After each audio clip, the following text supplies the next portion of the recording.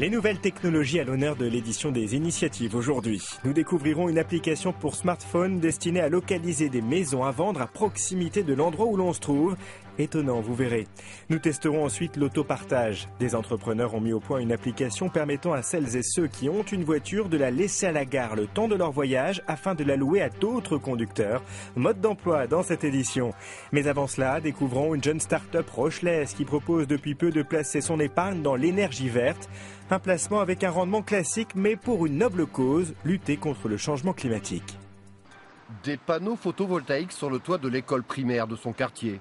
Sophie n'est pas du genre boursicoteuse, mais tant qu'à placer un peu de son épargne, autant que ça ait du sens.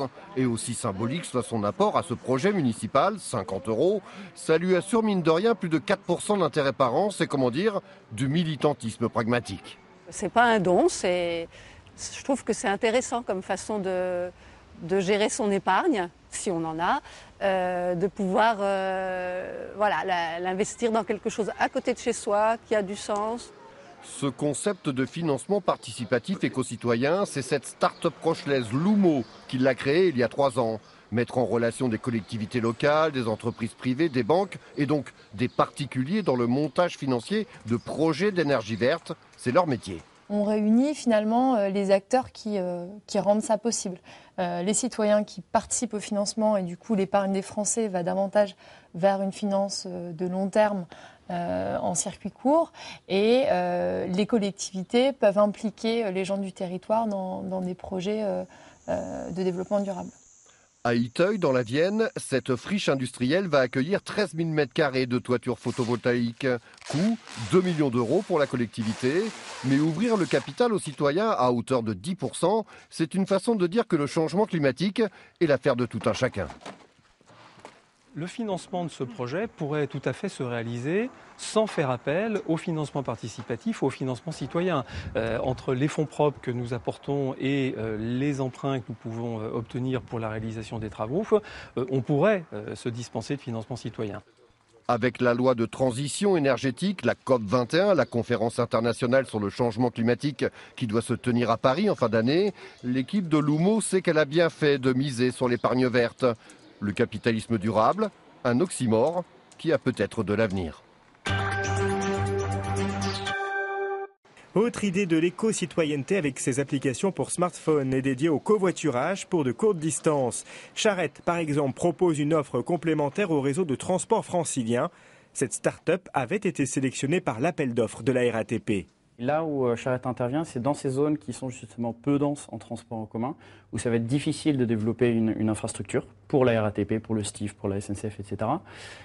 Et c'est là que Charrette intervient, puisque en fait, il y a un parc de 5 millions de voitures qui sillonnent toutes ces zones-là. Charrette n'est pas la seule société à se lancer sur le créneau des trajets courts. Mapoule, par exemple, propose du comotorage. Autre concept en lien avec les trajets toujours, l'autopartage. La société Trip & Drive propose aux propriétaires de voitures de louer leurs véhicules laissés à la gare le temps de leur voyage. Explication. La petite start-up française veut se faire une place parmi les grands. Son logo trône aux côtés des loueurs historiques. 3 places sont réservées dans ce parking près de la gare. Il ne reste plus qu'à convaincre les propriétaires de laisser leurs clés à l'accueil en échange d'une place gratuite garantie. J'aime pas trop prêter la voiture.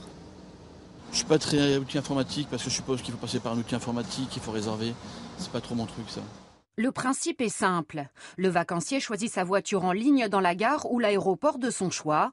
180 000 km au compteur maximum, moins de 12 ans, c'est la règle. L'avantage pour lui, à 30 € par jour en moyenne, c'est 2 fois moins cher que chez les loueurs professionnels. En plus du parking gratuit, le propriétaire lui est indemnisé au kilomètre avec toutes les garanties. Tout ça évidemment fait en toute confiance puisqu'on a une assurance qu'on fournit en plus au propriétaire, qui est une assurance automobile qui va prendre le relais automatiquement sur la sienne et qui lui garantit que quoi qu'il arrive sur sa voiture pendant la location, c'est Trip & Drive avec son assurance qui interviendra pour effectuer les réparations éventuelles qu'il y a à faire sur sa voiture. La société étend son réseau partout en France, déjà une vingtaine de gares et d'aéroports. En moins de 2 ans, 15 000 touristes auraient testé cette nouvelle offre d'autopartage. Refermons cette édition des initiatives particulièrement high-tech aujourd'hui avec cette autre application destinée à celles et ceux qui souhaitent acquérir une maison. Cet outil, imaginé par un jeune entrepreneur niçois, permet de localiser les biens à vendre à proximité de l'endroit où l'on se trouve. Mode d'emploi à Villefranche-sur-Mer. Dans le smartphone d'Emmanuel Soureau, sa dernière trouvaille. J'ai reçu une notification qui nous envoie en fait la fiche de la maison, avec les photos, les caractéristiques, le prix. Ces informations proviennent de la boîte aux lettres du client dont le bien est à la vente. Ça s'appelle un beacon. Et en fait, c'est une puce qui permet de reconnaître quand vous passez avec votre téléphone et l'application, en fait, d'envoyer un petit message.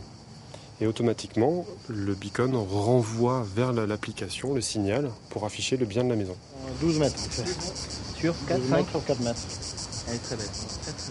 Piscine avec vue mer imprenable sur la rade de Villefranche, superficie de la villa 250 mètres carrés, prix 4 300 000 €. Pour ce bien d'exception, le propriétaire ne voulait pas d'un panneau à vendre. Ceux qui veulent acheter passent par les agences ou avec la nouvelle application. Mais bon, il n'y a pas besoin de savoir à dire maintenant toute la rue que les gens, les voisins, tout ça, ils n'ont pas besoin de savoir si je veux vendre, pourquoi je veux vendre.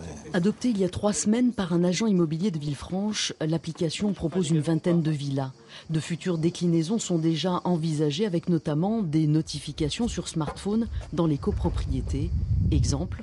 L'ascenseur est en panne, il sera réparé dans 48 heures, un technicien a été contacté, voilà. De manière à plus être obligé d'appeler son syndic pour avoir des informations régulières sur la vie de l'immeuble. Vente ou gestion de biens, ce nouvel outil devrait très rapidement dépasser les frontières de la Côte d'Azur. Il doit être présenté fin septembre à Paris au premier réseau d'agences immobilières dans le monde.